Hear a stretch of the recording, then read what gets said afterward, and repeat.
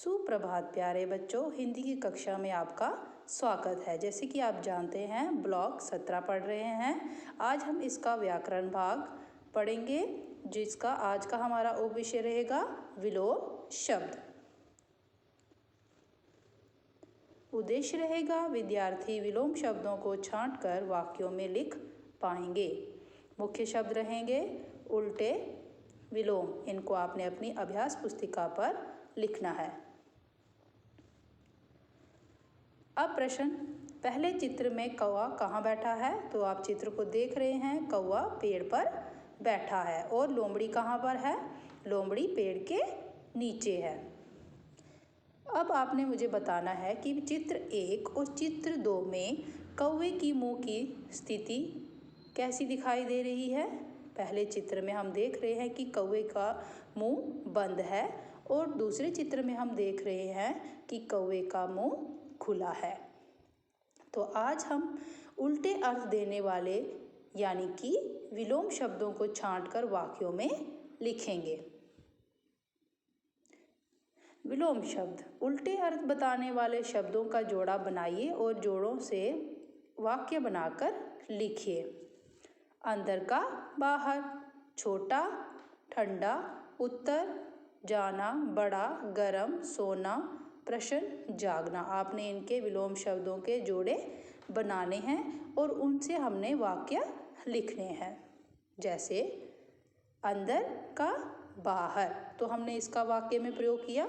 रोहन के कक्षा से बाहर जाते ही अध्यापिका कक्षा के अंदर आ गई। तो हमने इसमें कौन से शब्दों का प्रयोग किया? अंदर और बाहर का। दूसरा शब्द उल्टा सीधा, मेज पर बर्तन उल्टा रखा है, उसे सीधा कर दो। ठंडा गरम, जूस ठंडा था और चाय गरम थी। तो इसी तरह से हम विलोम शब्दों का वाक्यों में प्रयोग कर सकते हैं।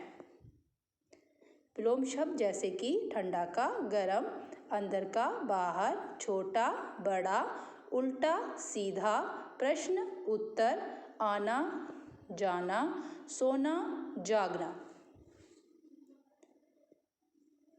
तो अब कार्यपुस्तिका कार्यपत्र 17.3 उपविषय विलोम शब्द पर आधारित, जो कि आपकी पृष्ठ नंबर 4 पर है। प्रश्न नंबर 1, नीचे लिखे वाक्यों को मोटे छपे शब्दों के विलोम शब्द लिखकर वाक्यों को पूरा कीजिए। आप बॉक्स में दिए गए शब्दों की मदद ले सकते हैं। आपने दिए गए मोटे छपे शब्दों का विलोम शब्द आपने भरकर वाक्यों को पूरा करना है। प्रश्न नंबर 2, नीचे दिए गए शब्दों और उनके विलोम शब्दों को छांटकर तालिका में लिखिए और उनसे एक वाक्य भी बनाइए। आपने विलोम शब्द लिखने हैं, यहाँ पे शब्द और उसका विलोम शब्द, फिर आगे उसका वाक्य में प्रयोग करके लिखना है। जैसे दिन का रात, तो मैंने दिन रात मेहनत करके अच्छे अंक लाए। तो प्रश्न नंबर 3 में चित्र में दी गई टोकरियों को देखते हुए एक शब्द और उसका विलोम शब्द लिखिए। दोनों शब्दों के अलग अलग वाक्य भी बनाइए। जैसे कि टोकरी भरी है, टोकरी सेब से भरी है, और दूसरी खाली, यानी कि एक टोकरी खाली है और दूसरी भरी है। चलिए पाठ योजना 4 पर आते हैं। उपविषय कहानी से जुड़े मेरे अनुभव। उद्देश्य रहेगा विद्यार्थी कहानी से जुड़ी घटनाओं को अपने जीवन से जोड़ते हुए अपने अनुभव लिख पाएंगे। मुख्य शब्द रहेंगे इसके कहानी, घटनाओं, अनुभव। इनको भी आपने अपनी अभ्यास पुस्तिका पर लिखना है। प्रश्न, कहानी की इन घटनाओं में से कौन सी घटना आपसे जीवन से जुड़ी है? इंदु का कांच से गिलास के आर पार देखना, ऐसे शीशे के आर पार देखना जिससे छोटी चीज़ें बड़ी दिखाई दे, इंदु को सब जादू जैसा दिखना। इनमें से कौन सी घटना है जो आपके जीवन से भी जुड़ी है? सोचिए।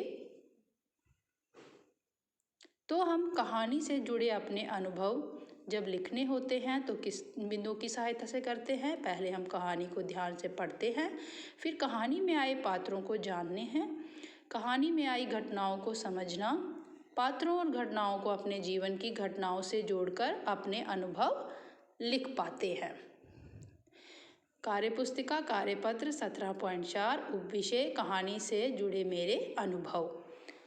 कहानी के इस अनुच्छेद को पढ़कर प्रश्नों के उत्तर दीजिए। आपने इन कहानी को पढ़ना है और नीचे प्रश्नों के उत्तर लेने हैं, जैसे कि इंदु कांच के गिलास से क्या कर रही थी। जब आप कहानी पढ़ लेंगे तो आप इन प्रश्नों के उत्तर दे पाएंगे। प्रश्न नंबर 2, क्या इंदु की दीदी की तरह कभी किसी ने आपकी मदद की है?